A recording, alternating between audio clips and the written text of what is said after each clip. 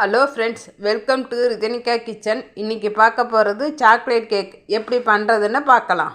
1 cup மைதா மாவு, 1/2 cup சர்க்கரை, 1/4 cup வெண்ணெய், 1 முட்டை, 1/2 spoon baking powder, 1/4 spoon baking soda, 1/2 cup பால், வெண்ணிலா எசன்ஸ் கொஞ்சம், கொக்கோ பவுட்ரு 2 டேபிள் ஸ்பூன்.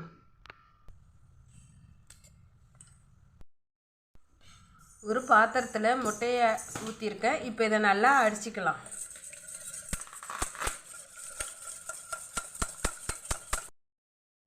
அடுத்து சர்க்கரையை கொஞ்சம் கொஞ்சமாக சேர்த்து அடிச்சிக்கலாம்.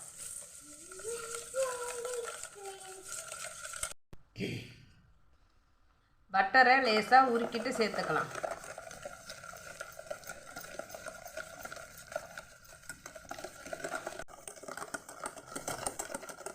இப்போது மைதா மாவு, cocoa powder, baking soda, baking பவுடரை சலிச்சிட்டு சேர்த்துடலாம்.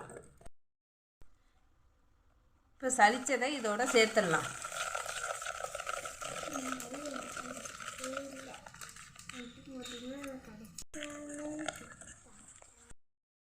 அடுத்து பால் சேர்த்துடலாம்.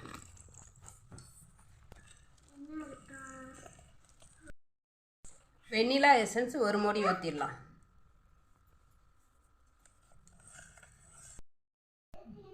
ஒரு பவுலில் பட்டர் ஷீட்டில் வெண்ணெய் தடவி வச்சுருக்கேன்.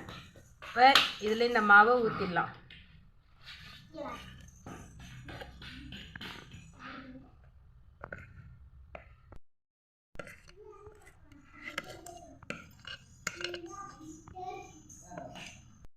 பபுள்ஸ் இல்லாமல் நல்லா தட்டிக்கலாம்.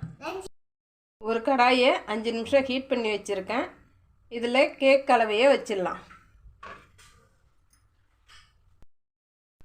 மூடி ஒரு 45 நிமிஷம் இருக்கட்டும். 45 நிமிஷம் ஆயிடுச்சு. மூடியை எடுத்துட்டு கேக்கு வெந்துட்டான்னு பார்க்கலாம்.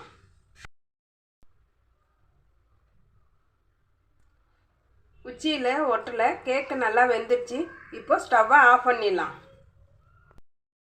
ஆறின பிறகு கேக்கை பிளேட்டுக்கு மாற்றிக்கலாம்.